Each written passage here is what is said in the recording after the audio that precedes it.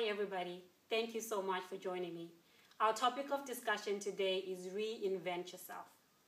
The thought of changing oneself is usually met with fear, and yet the one thing we know is constant is change. And so if change is always upon us, it's better if we embrace it rather than run from it. There is a quotation that I really love that says, "The only way to make sense of change is to plunge into it, to move with it and join the dance." And I find that to be true because when change knocks on our door and we resist it, it still happens, but the process becomes painful. And yet if we were to embrace it, we still have no clue what exactly will happen, but now we are more willing to go with the process so it becomes smoother.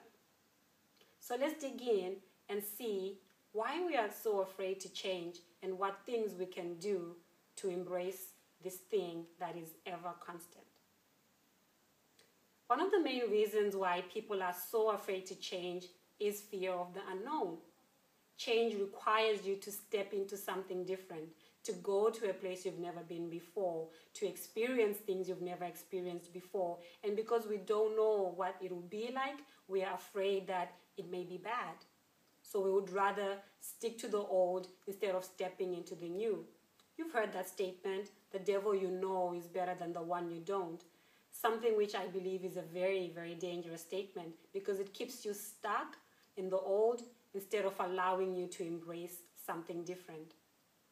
But the thing is that when change knocks on your door, it is always because it wants to bring you to a better version of yourself. And so you might not know exactly what that looks like, but if you can trust that it's for your good, then you can allow it to go through. Another reason why people are afraid to change is because they are afraid that if they change, they won't belong anymore. As human beings, we love to belong. We want to belong to a group. We want to feel that we belong to our families, to our society. And when we are required to change, other people may not like that. And we are afraid to ruffle feathers. So we start thinking, oh, maybe if I just stayed the same, if I didn't expand, if I didn't grow, then I'll still belong with this group of people. But if you're going to be the best version of yourself, you have to embrace change, whether or not other people agree. Another reason why people are afraid to change is because we are afraid of pain. The process of changing can be really painful. I mean, look at the butterfly. When it's changing from a caterpillar into a butterfly, that doesn't look pretty. Yes, the eventual result is just something amazing, but the process can be painful. So if you want to change a habit into a new one, it takes time, it takes work, and we don't want to go through this work. That's why sometimes we'd rather not change. And something else that I found is that when people are not suffering, sometimes they think that's enough. So we look around at our friends or society, and when someone is in pain, maybe in a painful relationship or in a painful job, or they just do things that cause them pain, we're like, come on, change that. And we feel they should change because we can see this thing is causing them pain. But many, many of us are in situations that are not actually really painful. We are not suffering in a form that we feel like we have physical pain. We are not a battered wife or a battered husband, but we are not living our truest potential. So some of us equate not suffering to being happy, but these things are not the same. You could be fine. You could be in a just okay job. You make enough. You go. You have friends. You're okay. You are not suffering. But at the same time, you are not really living your fullest potential. And situations like this can be dangerous because then we don't feel like we have to change. But if you truly want to be the best version of yourself, you have to start looking into all these things to see the areas where you can bring in something new, to step up your game, to just be a better you. It's not about competing with other people. It's really about seeing your own process of growth from before, right now, and what's coming after. So what then can we do to embrace change?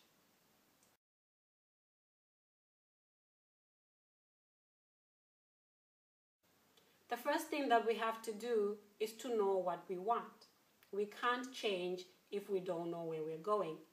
And so a very important question that I find you have to ask yourself at some point is, what do I really want? What do I want? And at the surface, it seems like a simple question, but it's very deep because it takes you right to the core of your being. We are in existence for something. We are living our lives for a particular purpose and a goal. And if we don't know what that is, if we are not in touch with that, then we are lost in some way. So asking yourself the question, what do I really want, puts you in that place where you have to figure out from your core what you're living for. So I advise you to take some time to ask yourself this question. You can do it in writing. I like writing, so I sometimes take a week, every single day, take a few minutes, and I write this question down. What do I really want? And then I just write from my heart. I don't think about it. I don't try to philosophize it or rationalize it. I just go straight from my heart and just write what it is I want.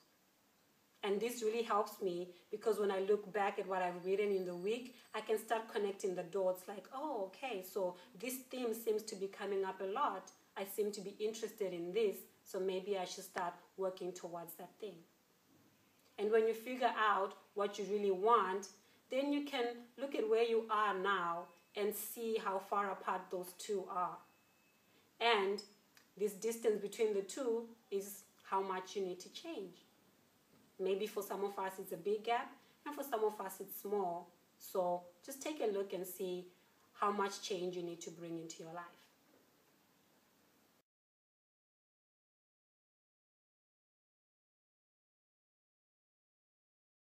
Another question to ask yourself is, am I really living my fullest potential? And you will always know whether or not you're living to your fullest because your intuition is going to tell you. Some of us know intuitively that, yes, I am okay, but I could do better. That's how much you need to change. The difference between what's happening right now and what you know you can do is the degree to which you need to change. So don't spend your life just living at an okay state. Step into the best version of yourself. Step into your fullest potential, and you can figure out what that is because we all inherently have it. Are you living your fullest potential?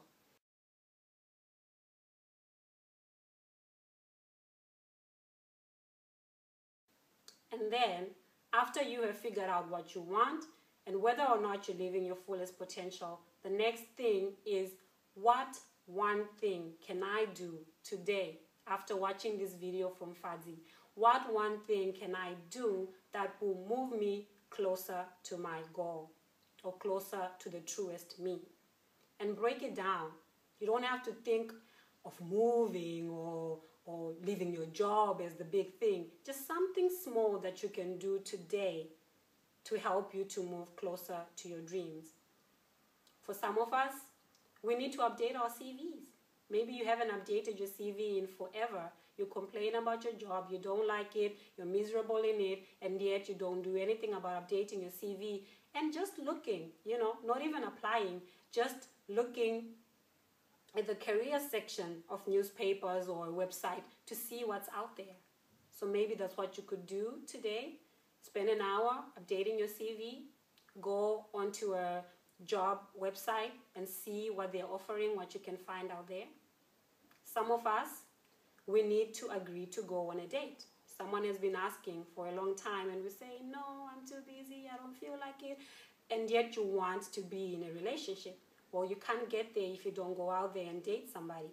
And so go out, agree to go on that date and see what's out there.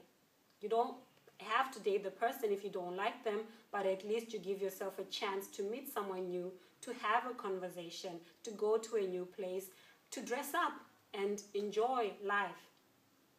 Some of us are like mothers or fathers. and we're very busy at work, and we need to make the time to come back home early to see our children before they go to bed. So maybe the one thing you can do today is to leave the office an hour or two earlier so that you can spend some time with your children. So there are many things that you can do. You know what you need in your own life. So think of something small that you can do today to help you to move towards the person that you say you want to be. It's not enough for you to just say, I want to be new, I want to change. Do something.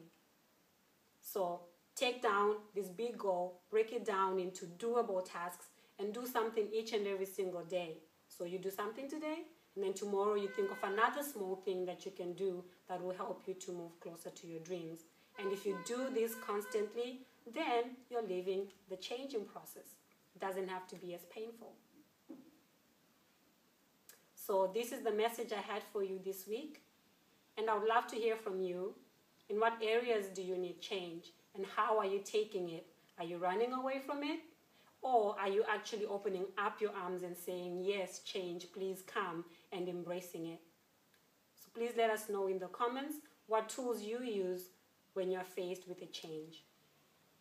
And after this video, I'm going to put a meditation that we can go through that will help us to stop fearing change and just embrace it, plunge into it, move with it, and join the dance. Thank you so much for watching. I hope you have a beautiful week ahead of you. Let me know how it's going.